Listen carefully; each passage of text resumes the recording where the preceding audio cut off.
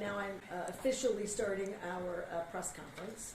This press conference is about the public health order related to public safety, and certainly about the issues that we find in the state to still be very challenging, to say the least.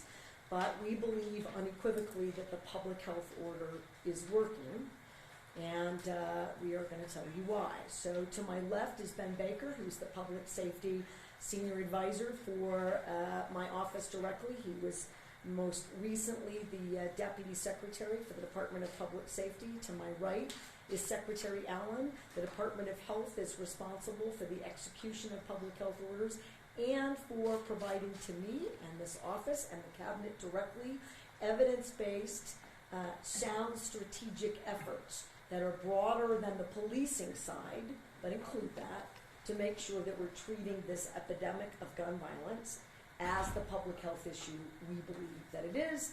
And I would say around the country today, that is not being lost on any policymaker or American family.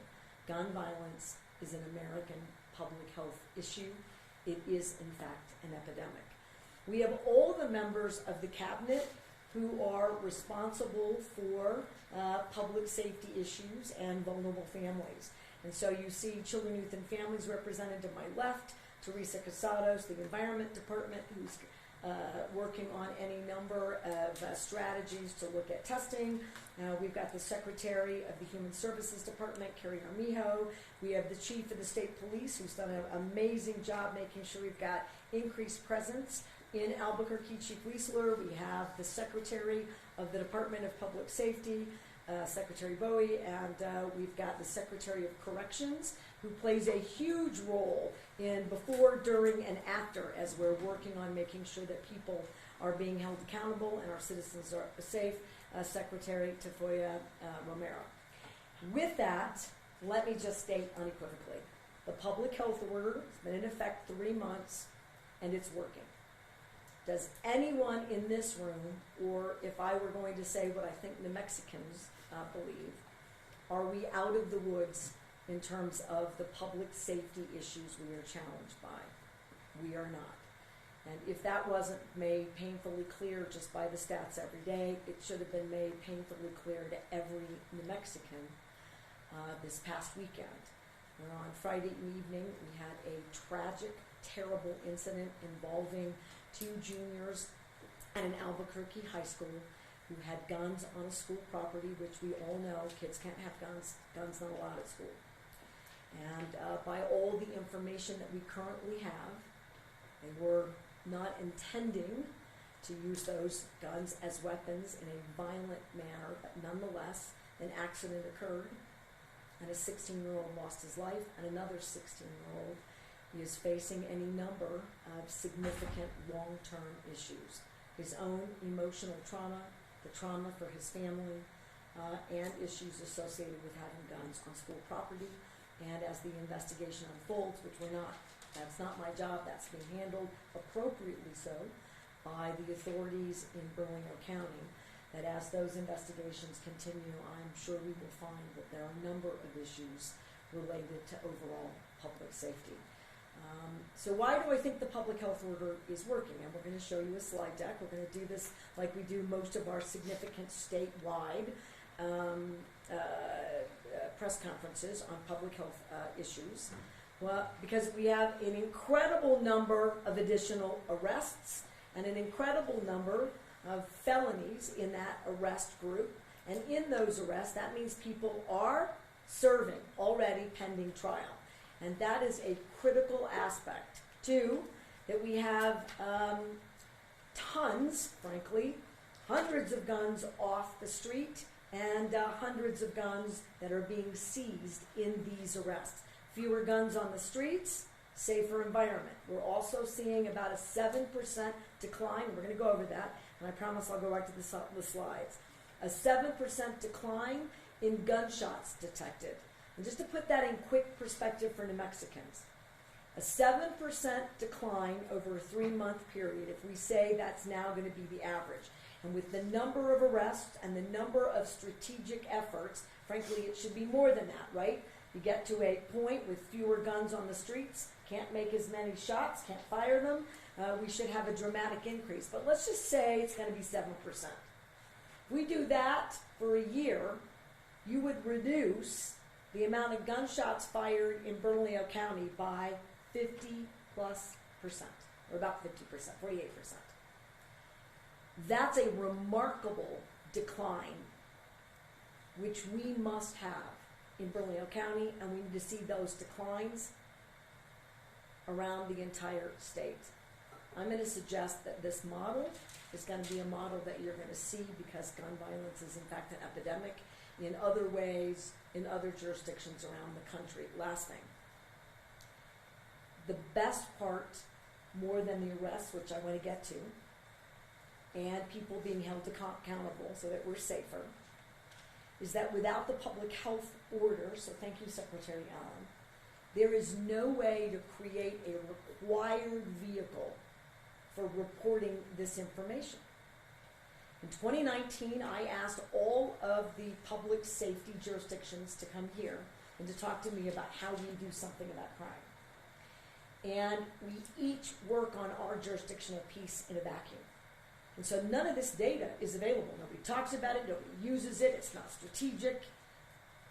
We need to know what is happening in every single jurisdiction for every single New Mexican.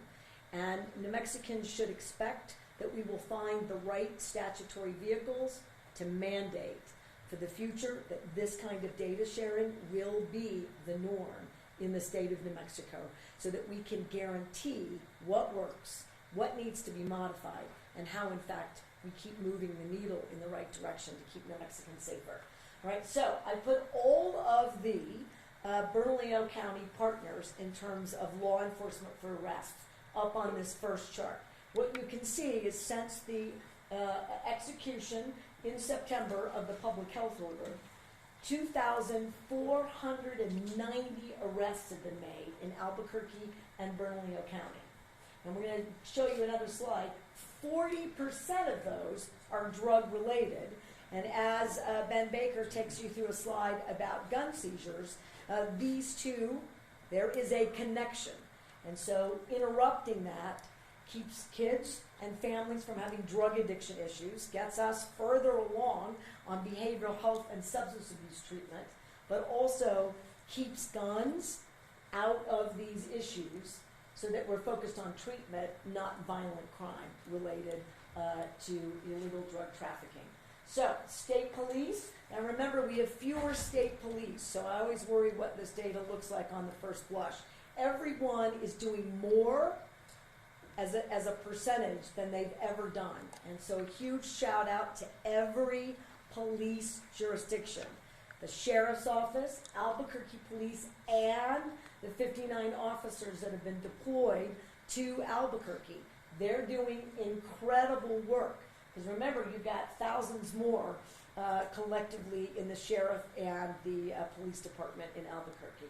So, state police, 65, 69, 95. Albuquerque Police, 221, 598, 687. Sheriff's Office, 216, 225 in October, 224 in November. You can see that those arrests are growing. That's a two-edged sword for me.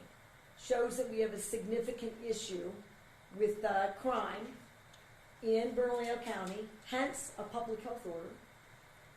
Too many of them are violent and gun-related, but you can see that this coordination is increasing the number of bad actors that we are collectively, because of the public health order, taking off the streets.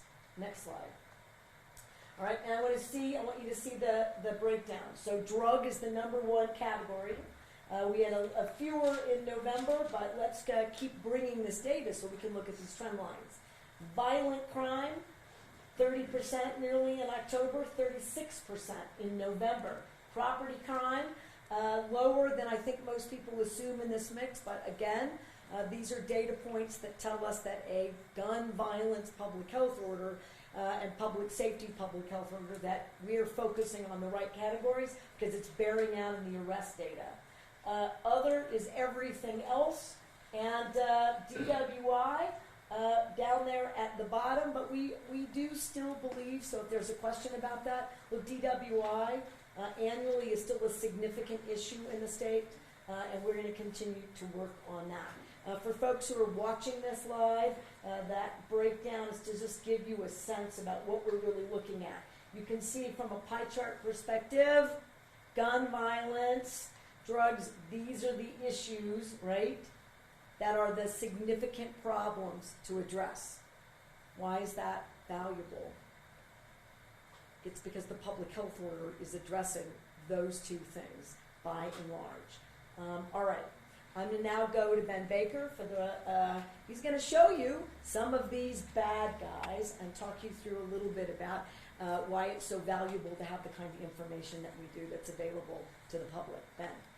Good morning. Thank you, Governor. I appreciate it. Before I begin on the slide that's posted now, I want to take the opportunity to thank the Governor for her leadership in this space.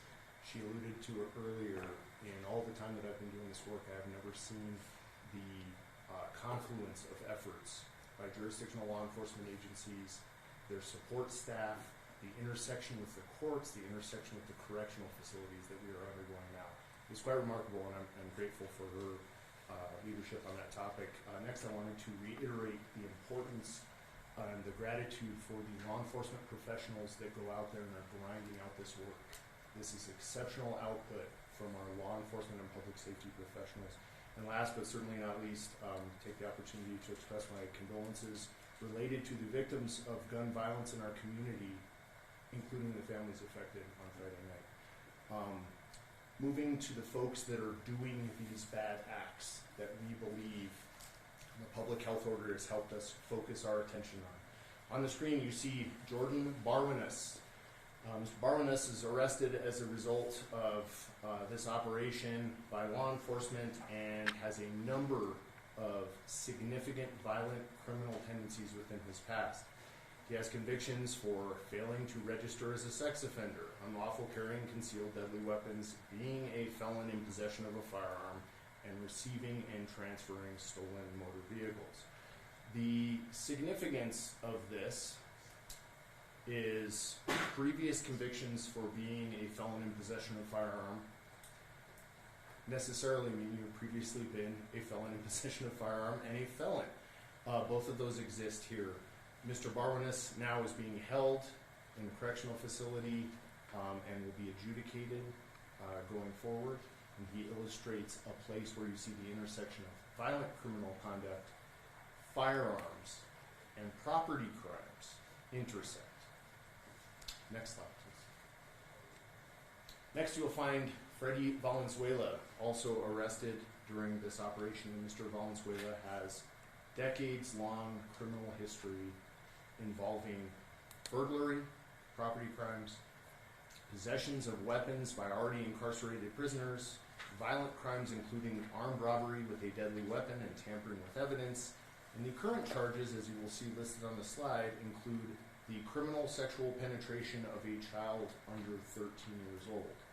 Significance of that criminal charge is it is a first-degree felony in the state of New Mexico, widely recognized as the most serious offense. Mr. Valenzuela represents someone who has spent decades of criminality and was picked up during this operational phase. So I wanted to highlight him. Next slide, please. You see 8 more individuals here. I won't go through them all individually for time purposes, but it demonstrates some of the notable arrests, and there were many to choose from out of the multiple arrests made during this, particularly this last month. The crimes include warrants and criminal charges for shooting at or from motor vehicles, shooting into occupied dwellings, causing great bodily harm.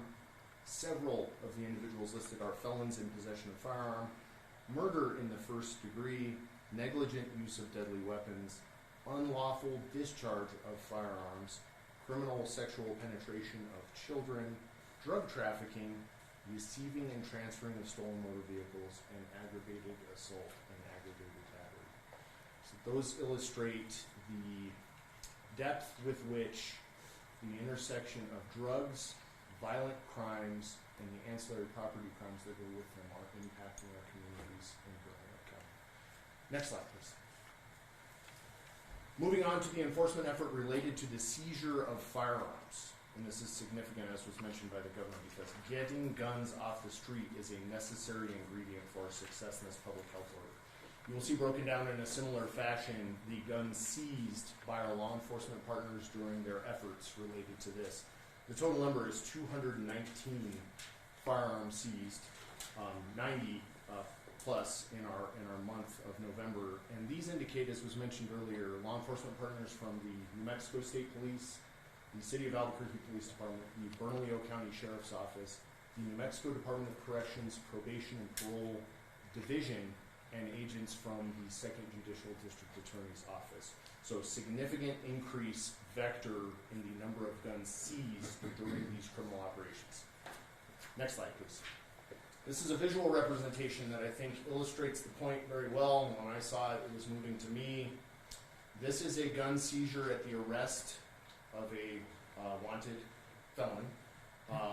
One offender, 13 guns pictured in that person's possession. In addition to that, you find that many of the guns pictured are assault weapons. There are also handguns present, a ballistic vest, and on the far right column at the top, near that plastic bag, you will find a high-capacity ammunition device that is designed to be used in assault weapons to increase the volume and capacity of their firepower. So we raise that so that the public can see what our men and women of law enforcement are encountering out there on the streets. This suspect is in custody and is being held pending their adjudication. Next slide, please. Also in the realm of getting guns off of the streets, the Department of Public Safety and the New Mexico State Police led a gun buyback, also known as Safe Surrender event, regionally in New Mexico in 3 locations during the month of November. Those locations were Albuquerque, Las Cruces, and Espanola, New Mexico. And the reports we got was those buyback events and those safe surrender events were an uncontroverted success. There were many New Mexicans arrived to turn in unwanted weapons. So much so that, as you see from the slide, 439 guns were surrendered during this organized gun buyback from the New Mexico State Police. The breakdown of 179 handguns and 260 rifles received during those transactions are also noteworthy. At the bottom of the slide, you will see the go-forward related to this. Due to the popularity and the success of these events, we have scheduled on January 6th 4 regional locations for the New Mexico State Police and the Department of Public Safety to host regional buybacks and safe surrender events. Those locations will be Albuquerque, Las Cruces, Espanola, and Farmington, New Mexico. Next slide, please.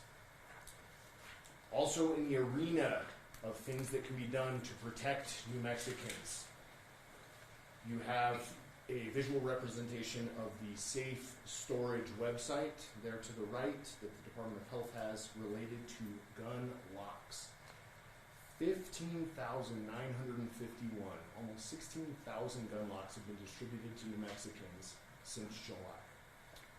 These locks are available free of charge and can be reached by contacting SaferNewMexico.org, and we encourage New Mexicans to do so.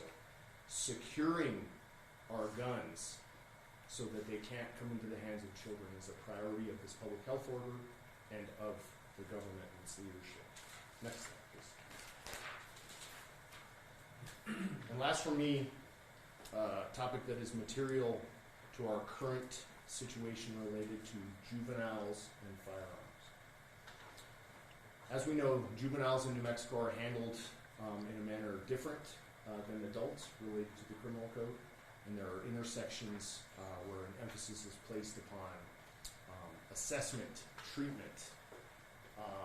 What we are reporting here is since the initiation of the public health order, there have been 87 juveniles involved in gun-related crimes that have been detained for their involvement during those investigations. The significance of the public health order is that absent that order, 24 of those juveniles may not have been detained. And so The increase over time from year to year is significant. The frequency which with our juvenile justice system is seeing juvenile offenders intersecting with firearms has increased by a significant amount, and this public health order has created a vehicle to intervene with those young people immediately. Those are the data piece slides. I'm going to turn it over at this time to Secretary Allen, and he's going to give the public an update on the health side of the public health order, as that is his area of expertise. Secretary Allen. Thanks very much. I don't have slides to speak to, but just briefly. The order is definitely working. The issue is that gun violence is in fact a public health issue. Gun violence, including suicide and accidental death, is a leading cause of death of young people prematurely in the United States and in New Mexico. What it really calls for is an all of the above kind of an approach. Governor, your focus on this has helped us in terms, for instance, of gun lock distribution to significantly increase the volume that we're able to distribute. Of those 15 or 16,000 gun locks that you saw distributed in the earlier slide, 9,000 of those were in the month of October alone. And that's due directly to the focus on this issue from your leadership. And it's led to new partnerships and new relationships to try to do that. 600 of those gun locks have been distributed through Presbyterian health clinics. We're in the process of designing new gun lock distribution through pediatricians' offices, really trying to draw attention to the fact that improperly stored guns are a risk not just by bad actors out there trying to use guns in violent crime, but through issues like suicide and accidental deaths. But it's not just the gun lock distribution. You've seen the discussion of the law enforcement efforts. It's violence interruption grants that we have available and that applications are due for shortly that allow cities and other jurisdictions to be able to deliver programs that help break the cycle of violence moving from person to person, because violence really is a contagious disease. It includes the gun locks. It also includes things like social and emotional learning in K through 12 schools. Again, where you start early in terms of, if you will, disease prevention, trying to work to break that cycle, or in the case of social and emotional learning, assure that it doesn't start to begin with. And so, Governor, thanks for your leadership on this. I think this all of the above approach, trying to focus on this as a public health issue, has really made a big difference in our ability to respond. Well, thank you, Secretary. Before we go to questions, I just want to close with the tragedy on Friday and the families, both the Morphine family and the Martinez family. There are no words about how devastating this is, and of course the state provides, and I appreciate that, condolences to the family of the victim, the Morphines. But as this investigation concludes, what we know separate from this is that far too many kids access guns, not just from an unsafe, unlocked situation at home or at a friend's home, but we have bad actors, and we put a whole bunch of them behind bars who were selling these kids these unlawful firearms.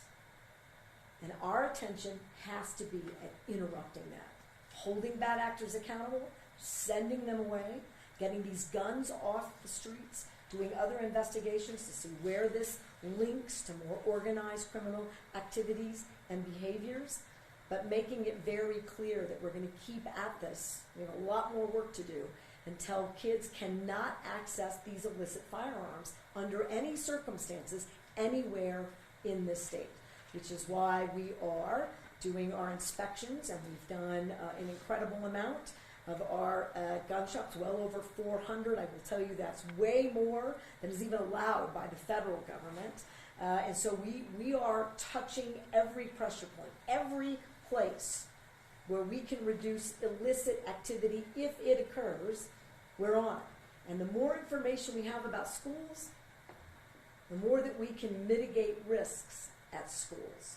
And the targeted approach by the state police, in fact, has, and I think the reporting, so that the public can see what jurisdiction is doing what and how they work together, I think also produces these results in large part because they can work off the expertise of each department and the personnel of each department. Last, the state has put in well over $100 million to retrain and recruit additional officers. I committed to the state. I asked for $200 million to get to 1,000 new officers. We're at about 439 statewide. We need to be at 1,000. And while I want to thank the state police and the other jurisdictions, as Ben Baker did, for the men and women in uniform who are showing up every day and doing the heavy lifting, we need more of them. And we've had some of the largest classes we've ever seen in our law enforcement academies, and we're graduating them. So it's a call for more men and women to do this public service. And a heads up to the legislature that we're going to continue to ask for resources until we get to at least that 1,000 number. And with that, I want to thank the entire state operation for the public health order, and I stand for questions, Maddie. Go ahead. Hi. First of all, I want to thank you for providing context, because I know that was our question and concern. You instilling such a service, so we do appreciate that. And I do write my notes, so we make sure each way. So Benny's Law has made strides, but do you think it's enough at this point? As you stated prior, that we're still struggling to figure out how some of these kids are getting easy access to guns. I know you stated there's a correlation between the bad actors selling kids these guns, so that's a step.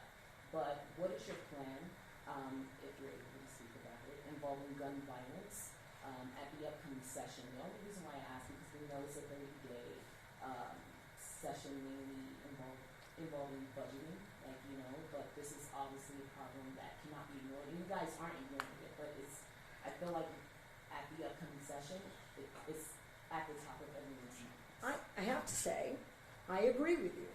It's why we have a public health order. Gun violence is out of control. Violence is out of control. Public safety and crime is out of control. And I also want to put this in perspective for New Mexicans.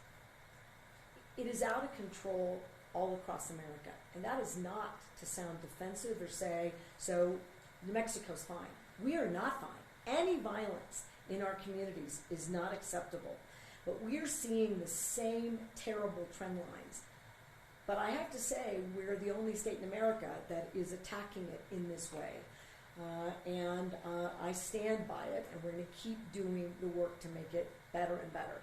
To your point, 30-day session, if we have such a thing as a 10-day session, it's going to be a lot of public safety. So you already know I'm going to ask for more money for police retention and recruitment.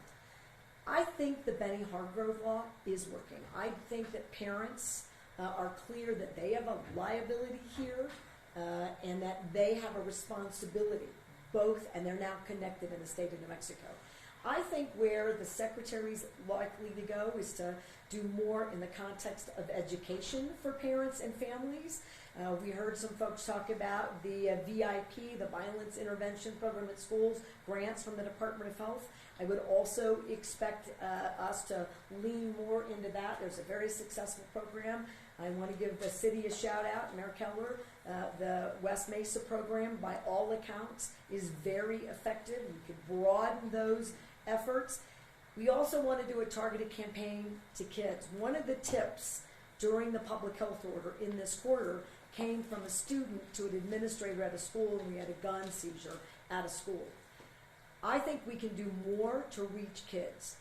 Let's do that, and if there's a strategy about the Benny Hargrove law, if we don't get the right adjudications because there's something that needs to be strengthened or clarified in that law, I am open to getting it on the call. I haven't heard from either the judicial branch or schools or the Department of Health or DPS that we need to do anything with that particular law, but there are others, including the Extreme Risk Protection Order, that I do think need to be strengthened so that we can hold, as the public, every jurisdiction accountable for prosecuting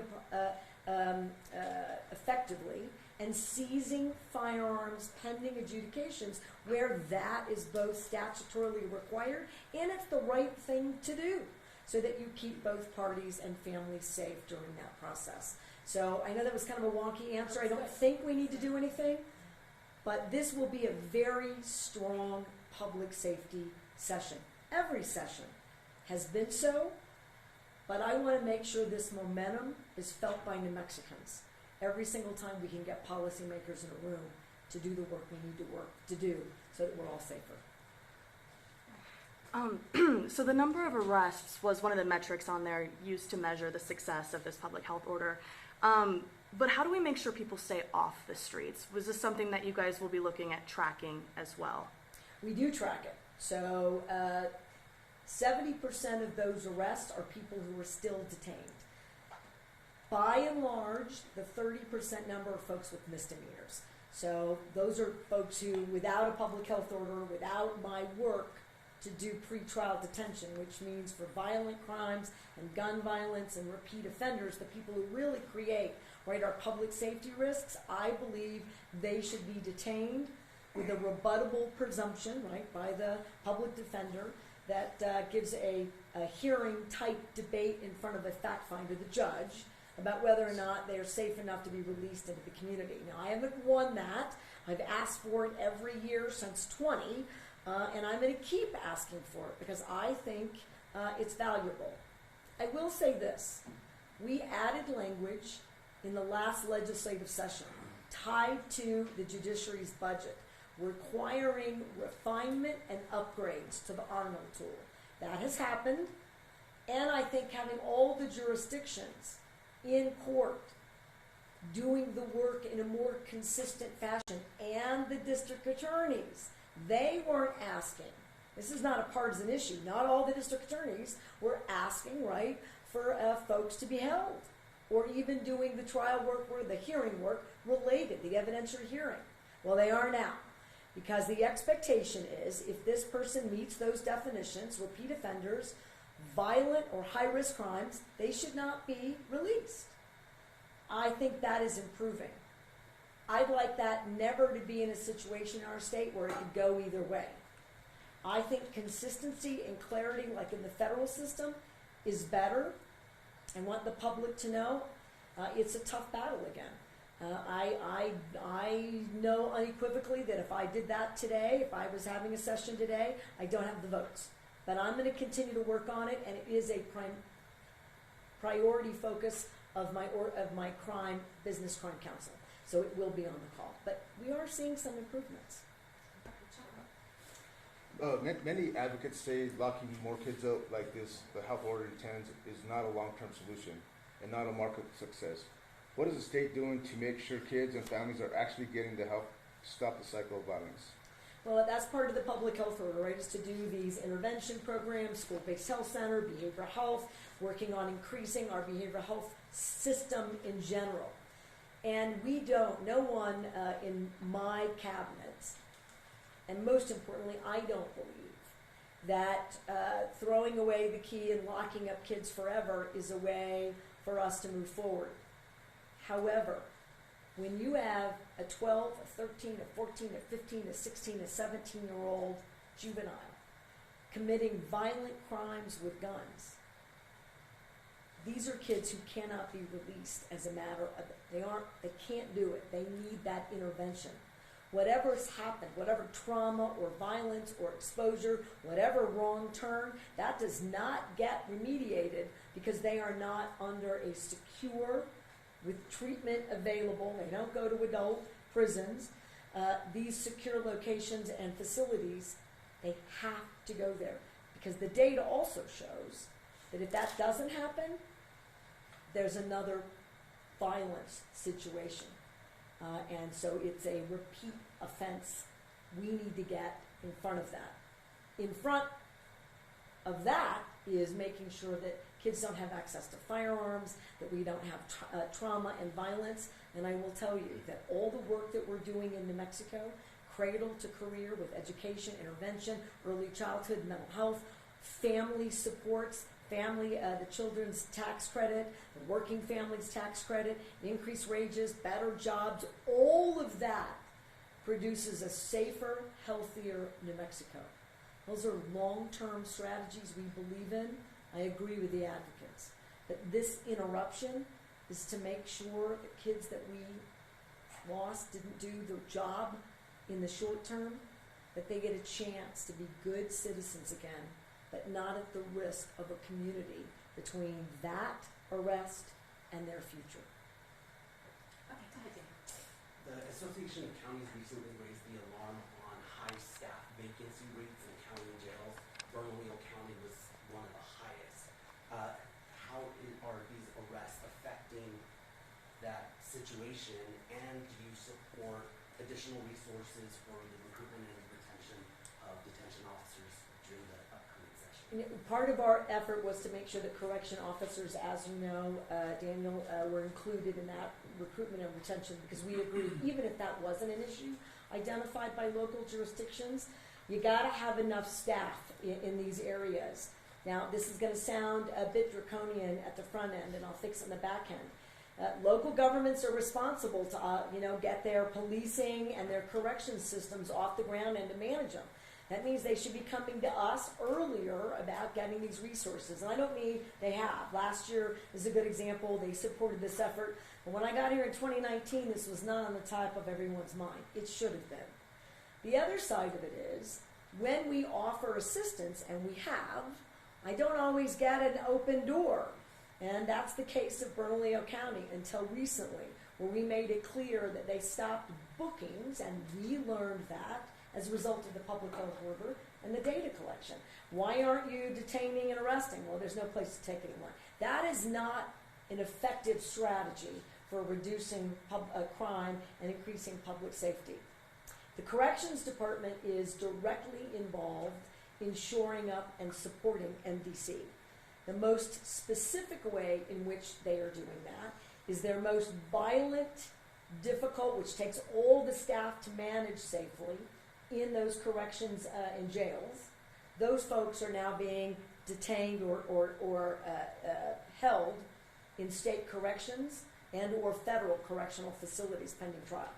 So that is a huge effort, and we've basically resolved that for MDC, because you're right.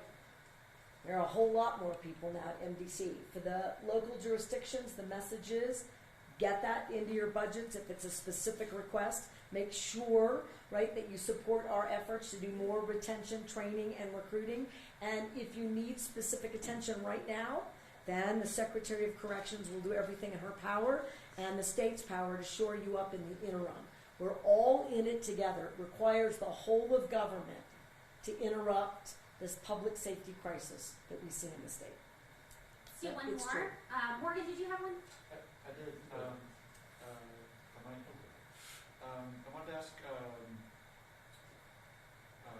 Sorry, I'm just trying to the restrictions on firearms in sensitive areas. Are you interested in codifying that or signing it into law? And then, if I might also mention the armament tool. So I wonder on two counts if you're interested in more bail reforms and also red flag. There's talk of rewriting. Well, I'm going to go last to first. I don't know that you need to rewrite the extreme risk protection order, but I do think it needs modification. So I don't disagree with anyone who's identifying that could be strengthened. Frankly, any tool that we have that can be strengthened and more effective ought to get the attention by the policymakers as quickly as possible to do that. I'm in.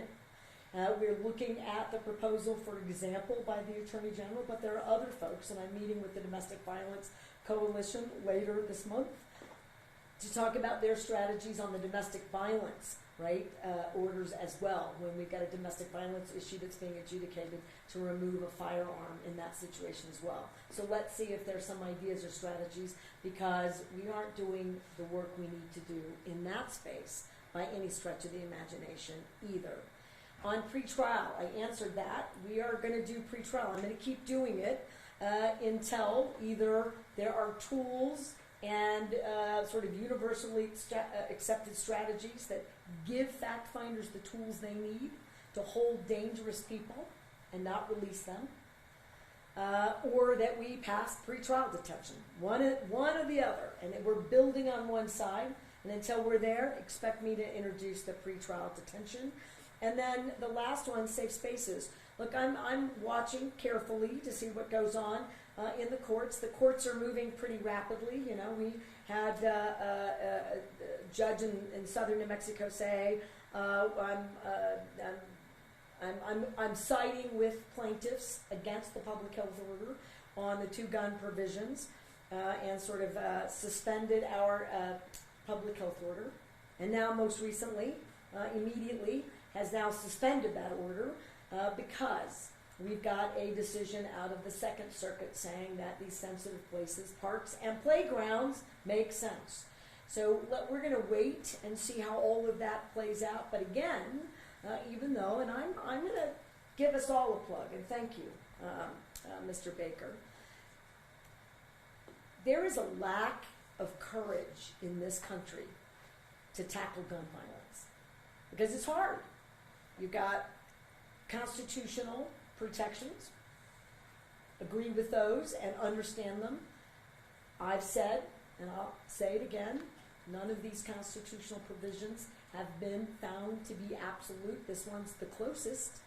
And I think it's really created for far too many policymakers and executives the inability to keep their constituents safe. We're going to keep at this. We're going to have the courage until we don't lose a 16-year-old to gun violence or gun accidents. We're going to keep this public health order in place until we see the same sort of dramatic end results that we're seeing in this quarter, where that becomes the norm, not the exception, because we're working together in a different fashion. And lastly, expect to see assault weapons, a ban on my call. And given now, and I'm going to give Senator Heinrich, who's been working on this, but just give you a sense of how long this has been taking this country. For more than 7 years, so that the mechanics feature test, which trips us up because we modify guns in this country, and get a gun kit, legally or illegally. And so you take a firearm that's not as dangerous and you can turn it into a weapon of war, and we don't know how to define that because somebody comes up with a new kit about every 10 minutes about how to get around it. So then policymakers don't want to deal with it, courts don't know where they are, given the Second Amendment, and it gets really dicey, complicated, messy. So we just keep ignoring it. Well, Senator Heinrich didn't. He's been at it for more than 7 years, and he's figured out that if we focus on the delivery systems, which can't be interrupted with these kits in the same way, this could be a federal vehicle. I agree with them. It's good work. Let's try that vehicle in our own assault weapons ban in New Mexico. Because one thing that I have that the senator doesn't have is I've got a set of lawmakers that are more likely than not to have a fair debate about guns, gun violence, weapons of war, and keeping New Mexicans safe than members of Congress are. So I feel pretty good about our ability here, and we'll have to see how those votes all shake out. But I think that's a game changer for a lot of places, including New Mexico. So expect to see that on my call. Do we want to let Kevin ask a question? All right. Talked about community policing involved in this thing.